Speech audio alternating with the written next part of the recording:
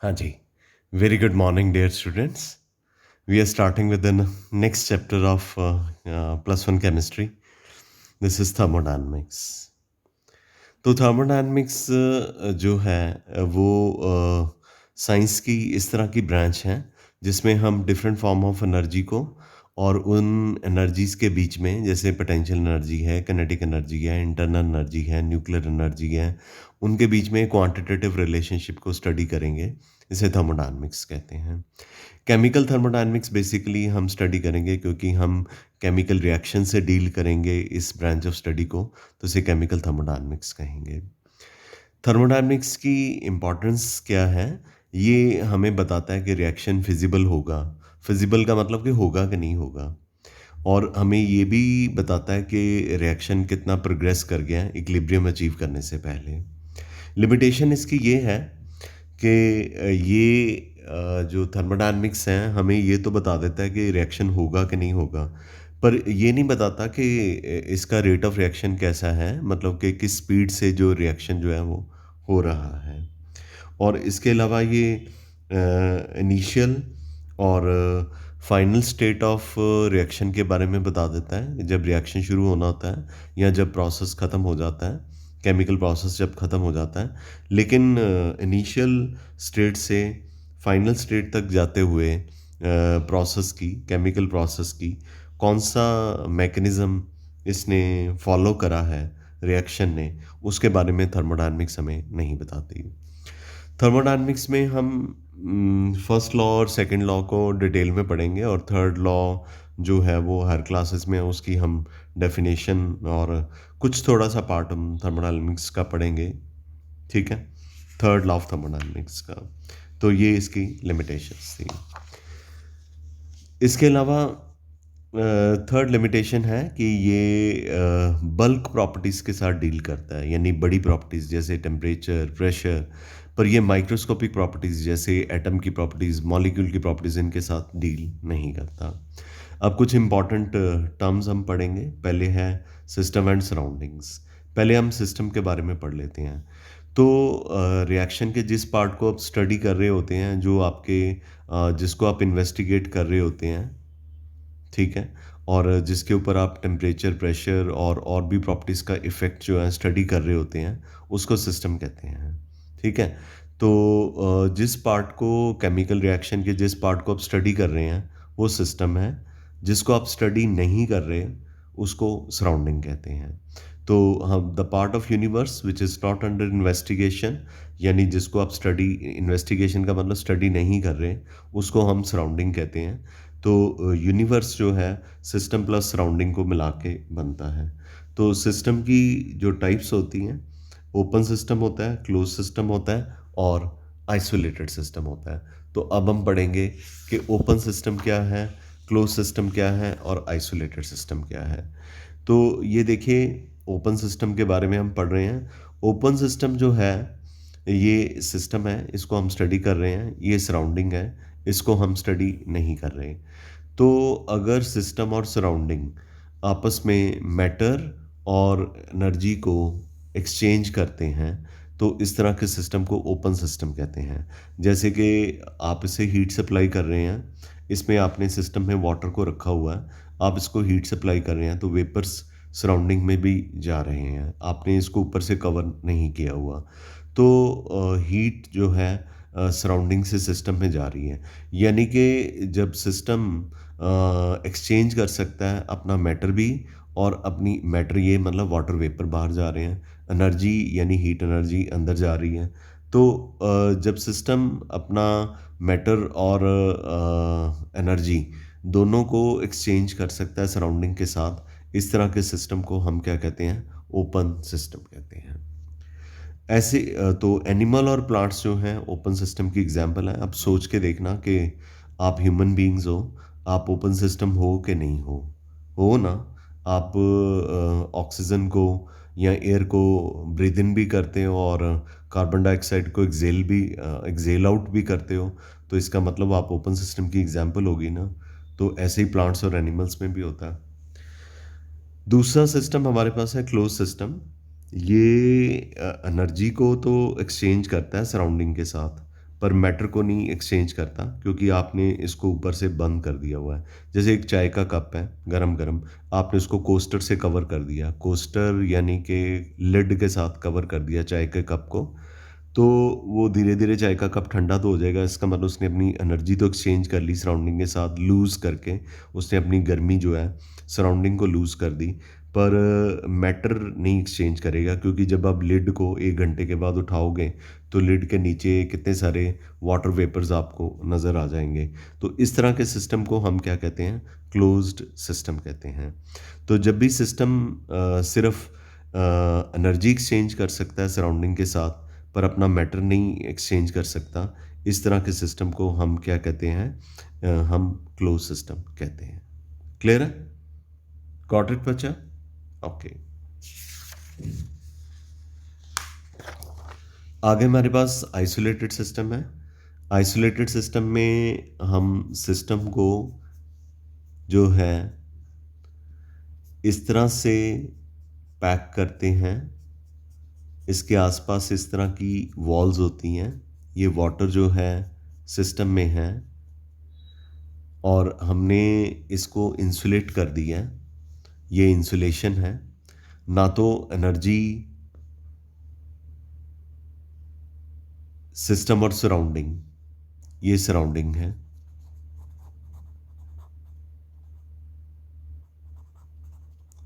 एक दूसरे के साथ एक्सचेंज कर सकते हैं, ना मैटर एक्सचेंज कर सकते हैं।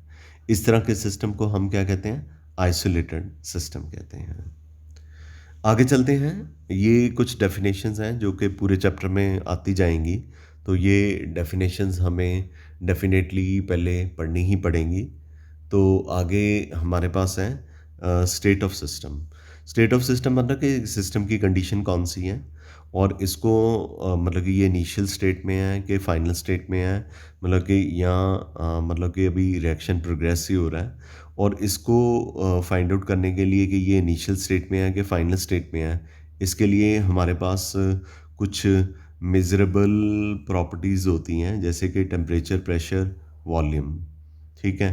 तो इस तरह के सिस्टम को हम क्या कहते हैं? स्टेट ऑफ सिस्टम कहते हैं। तो जब कभी भी प्रॉपर्टी जो है सिस्टम की चेंज होती है, तो सिस्टम को हम डिफरेंट स्टेट में कहते हैं। तो जैसे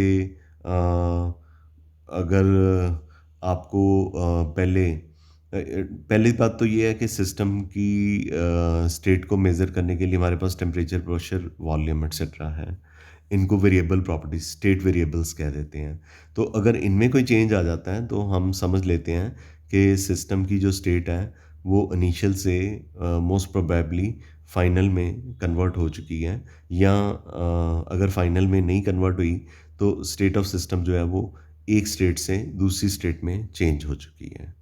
तो ये जो प्रॉपर्टीज़ हैं जो बताती हैं कि स्टेट ऑफ सिस्टम बदल गया है, उसको हम स्टेट वेरिएबल्स कहते हैं। क्या कहते हैं? स्टेट वेरिएबल्स कह देते हैं।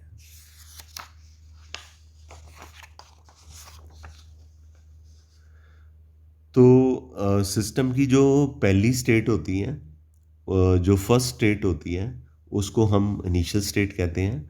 और जब केमिकल रिएक्शन पूरी तरह से ख़त्म हो जाता है, जो कि रिएक्शन की लास्ट स्टेट होती है, उसको हम फाइनल स्टेट कह देते हैं। ठीक है? फोर्थ जो कॉन्सेप्ट हमें अंडरस्टैंड करना है वो स्टेट फंक्शन है। अगर किसी फिजिकल क्वांटिटी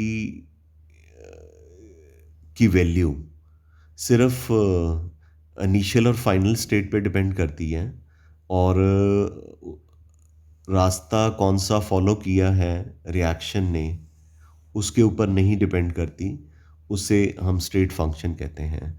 जैसे आप एक मुंबई की बिल्डिंग में हैं और 25th फ्लोर पे हैं, तो आपकी पोटेंशियल एनर्जी की वैल्यू फिक्स होगी 25th फ्लोर पे।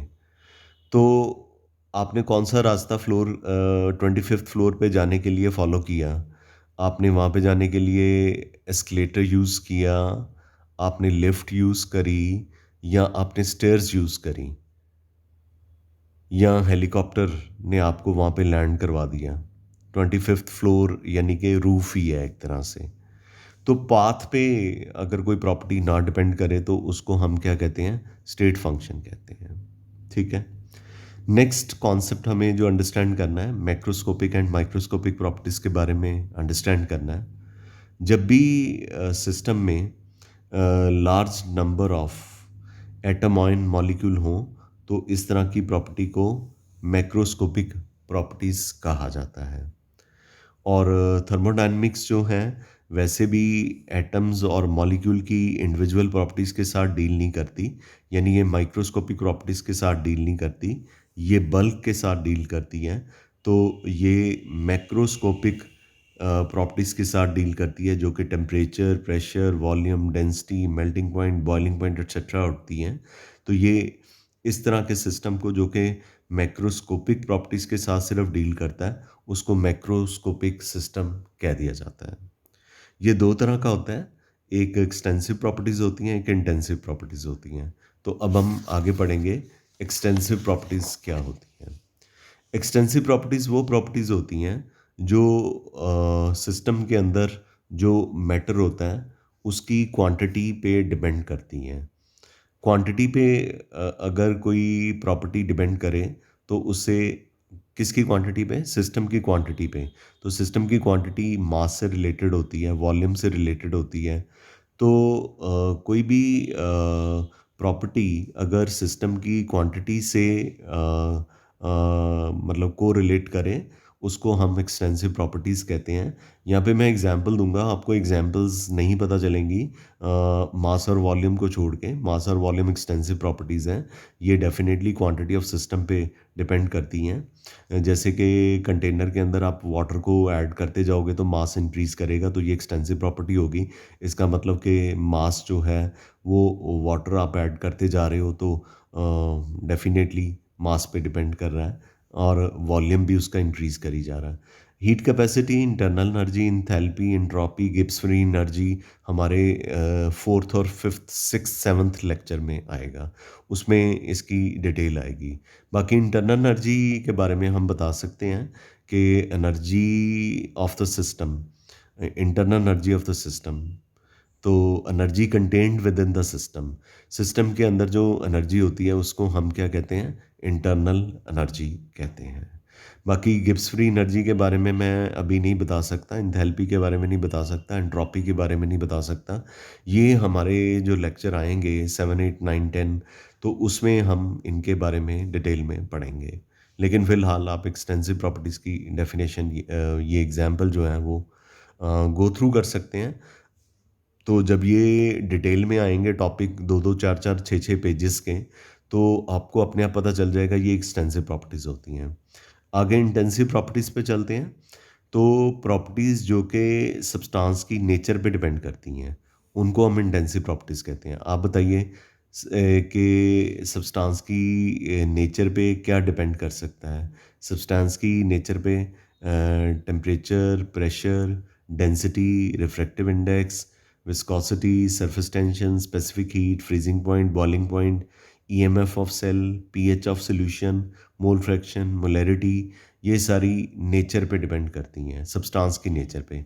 जैसे मैं आपको बताता हूँ कि आपके पास ग्लिसरीन है आधा किलो, ठीक है, उसको आप दो पार्ट्स में डिवाइड कर दीजिए, 250 ग्राम प्लस 250 ग्राम दो कंटेनर में डाल दीजिए। तो आपको क्या लगता है कि उसकी क्वांटिटी को आधा करके उसकी विस्कोसिटी जो है ग्लिसरीन की चेंज हो जाएगी? नहीं होगी ना। तो इसका मतलब कि ऐसी प्रॉपर्टी जो सिस्टम की इंटरनल नेचर पे डिपेंड करती है, उसको हम क्या कहते हैं, इंटेंसिव प्रॉपर्टी कहते हैं। हाँ, विस्कोसिटी को आप 500 ग्राम हमने जैसे ली, 250 प्लस 250 कर दिया तो उसकी क्वांटिटी रिड्यूस होगी। तो क्वांटिटी रिड्यूस होगी तो इसका जो मास है वो एक्सटेंसिव प्रॉपर्टी होगा, लेकिन इसकी जो नेचर है, इंटरनल नेचर है, वो क्या होगा, इंटेंसिव प्रॉपर्टी होगी। आगे एक नोट मैं आपको बताना चाहता हूँ, ratio of two extensive properties is equal to intensive property. मैं आपको इसकी एक क्लासिकल एग्जांपल बताता हूँ कि मास एक्सटेंसिव प्रॉपर्टी है, जैसे हमने पढ़ा और एक्सप्लेन भी किया। वॉल्यूम भी एक्सटेंसिव प्रॉपर्टी है, ठीक है? और मास अपॉन वॉल्यूम जो है वो क्या होता है? डेंसिटी। तो आप मुझे बताइए कि वाटर आपके पास 10 लीटर है, तो आप उसको 2 लीटर के 5 कंटेनर में डाल दो, तो क्या वाटर की डेंसिटी चेंज हो जाएगी? नहीं होगी ना चेंज। इसका मतलब कि दो एक्सटेंसिव प्रॉपर्टी की रेशियो जो होती है वो क्या होती है? इंटेंसिव प्रॉपर्टी होती है। एमसीक्यूज के लिए ये अच्छी तरह से याद कर लेना। ठीक है बच्चा? You understood till here what I have told you? Okay. मैं आपको एक और भी एग्जांपल बताता हूँ कि यहाँ पे एक मेरे पास कंटेनर है, उसका वॉल्यूम और टेम्परेचर कांस्टेंट है। इसके अंदर मैंने एक पार्टीशन डाल दिया। पार्टीशन इस तरह से डाला कि हीट अभी भी मतलब कि वो मतलब कि पार्टीशन इस तरह का था कि हीट मतलब कि जा सकती थी, दोनों तरफ जा सकती थी। तो वॉल्यूम तो आधा हो गया, मतलब कि इस कंटेनर के अंदर हमने पार्टीशन इस तरह का डाला कि वॉल्यूम तो डिवाइड हो गया, वी की बजाय V/2 हो गया, V/2 हो गया। लेकिन टेम्परेचर इस तरफ और इस तरफ लिड डालने के बावजूद भी, मतलब लिड आपने मतलब इसके बीच में पार्टीशन इस तरह के डालना है कि हीट इधर से इधर जा सके। तो जो टेम्परेचर है वो तो दोनों साइड पे क्या रहेगा? सेम रहेगा। तो इसका मतलब कि वॉल्यूम तो एक्सटेंसिव प्रॉपर्टी है, तो टेम्परेचर जो है वो क्या है? इंटेंसिव प्रॉपर्टी है। Got it? I am sure this is clear to you. आगे थर्मोडायनेमिक इक्विलिब्रियम की डेफिनेशन पे चलते हैं। सिस्टम को थर्मोडायनेमिक इक्विलिब्रियम में कहते हैं अगर इसकी मैक्रोस्कोपिक प्रॉपर्टीज जैसे कि temperature, pressure do not change with the time. Time के साथ भी टेम्परेचर, प्रेशर जो है वो चेंज ना हो, और इस तरह के इक्विलिब्रियम को हम क्या कहते हैं? थर्मोडायनेमिक इक्विलिब्रियम कहते हैं। थर्मोडायनेमिक प्रोसेस एक इस तरह का प्रोसेस होता है जब सिस्टम इनिशियल से फाइनल स्टेट पे जाता है, तो इसकी तीन टाइप होती हैं। Isothermal process. आइसोथर्मल प्रोसेस एक ऐसा प्रोसेस है, पूरा केमिकल रिएक्शन हो जाएगा, लेकिन जो सिस्टम का टेम्परेचर है वो कांस्टेंट रहेगा। इस तरह के प्रोसेस को आइसोथर्मल प्रोसेस कहते हैं। तो आइसोथर्मल प्रोसेस में जो कंटेनर चूज़ किया जाता है ना, वो इस तरह से चूज़ किया जाता है, इस तरह से सिलेक्ट किया जाता है कि हीट अंदर जा भी सकती है, बाहर आ भी सकती है, तभी तो उसका टेम्परेचर हम कांस्टेंट रख पाएंगे। So isothermal process, whenever a process is carried out in such a manner that temperature remain constant throughout the process, यानी कि इनिशियल स्टेट से फाइनल स्टेट में पहुंच गए, यानी कि रिएक्शन कंप्लीट हो गया, पर जो टेम्परेचर है वो कांस्टेंट रहा। तो इस तरह के प्रोसेसेस को हम क्या कहते हैं? आइसोथर्मल प्रोसेस कहते हैं। और ऐसे प्रोसेस में हीट जो है सिस्टम से surrounding and vice versa flow कर सकती है, सो दैट सिस्टम का जो टेम्परेचर है वो क्या रहेगा? कांस्टेंट रहेगा। ये पहली डेफिनेशन थी थर्मोडायनेमिक प्रोसेस में। हमारे पास दूसरी डेफिनेशन है एडियाबैटिक प्रोसेस। एडियाबैटिक प्रोसेस एक is a very wonderful process. इसको इस तरह से कैरी आउट किया जाता है कि कोई हीट सिस्टम से surrounding and vice versa, surrounding से सिस्टम के अंदर नहीं जा सकती। जैसे कि आपने पीछे चाय को थर्मस फ्लास्क में रख दिया था, कोई हीट अंदर नहीं जा सकती, कोई हीट बाहर नहीं जा सकती, उसको कंप्लीटली इंसुलेट कर दिया था। ठीक है? इंसुलेट कर दिया था, जैसे ये डायग्राम मैंने दिखाई थी। ठीक है? आइसोलेटेड सिस्टम में इंसुलेशन था, कोई हीट अंदर नहीं जा रही थी, कोई बाहर नहीं आ रही थी, यानी कि सिस्टम से सराउंडिंग तक हीट का जो एक्सचेंज था या एनर्जी का कोई किसी भी तरह का एक्सचेंज था वो नहीं हो सकता था। तो इस प्रोसेस जो कि इस तरह से कैरी किया जाता है, प्रोसेस मतलब हम यहाँ पे केमिकल रिएक्शन से लेंगे, इस तरह से किया जाता है कि जिसमें no heat energy can flow from system to surrounding and vice versa. और सिस्टम इस तरह के प्रोसेस में कम्प्लीटली इंसुलेटेड होता है सराउंडिंग से, उसके टच में बिल्कुल नहीं होता। लाइक कोई भी हीट अंदर आने के लिए अलाउ नहीं करता, और कोई भी हीट सिस्टम से सराउंडिंग की तरफ फ्लो नहीं कर सकती। इस तरह के प्रोसेस को हम एडियाबैटिक प्रोसेस कहते हैं। गॉट इट बच्चा? आगे हमारे पास आइसोकोरिक प्रोसेस है। आइसोकोरिक प्रोसेस के दौरान वॉल्यूम जो है उसे कांस्टेंट रखते हैं पूरे प्रोसेस के दौरान। ठीक है। आइसो मैंने सेम, कोरिक मैंने वॉल्यूम। और आइसोबैरिक प्रोसेस इस तरह का प्रोसेस होता है जिसमें सिस्टम को हम कांस्टेंट रखते हैं through out the process. System को क्या रखते हैं? Constant throughout the process. तो यहाँ पे मैंने प्रेशर और वॉल्यूम के बीच में ग्राफ बनाया हुआ है। तो आइसोकोरिक में क्या कांस्टेंट होता है? वॉल्यूम।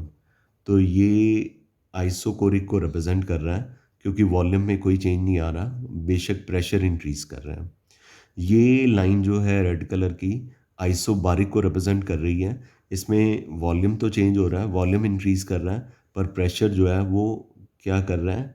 कांस्टेंट है, प्रेशर कांस्टेंट है। और ये ग्राफ जो है आइसोथर्मल और एडियाबैटिक को रिप्रेजेंट करते हैं। सो आई एम वेरी श्योर कि इतनी सारी डेफिनेशंस मैंने आपको फर्स्ट लेक्चर में पढ़ाई, आपने पहले ये अच्छी तरह से करनी है। ये करोगे तो चैप्टर का अगला हिस्सा जो है वो अच्छे तरह से आप कर सकते हो। I am very sure you have understood all this definition very nicely and hopefully you will pass on your feedback. In case you have a problem, you can call me at my number 98154 11206 after 6:30. Right? Got it? Thank you very much. We call it a day. Love you all. Have a great day.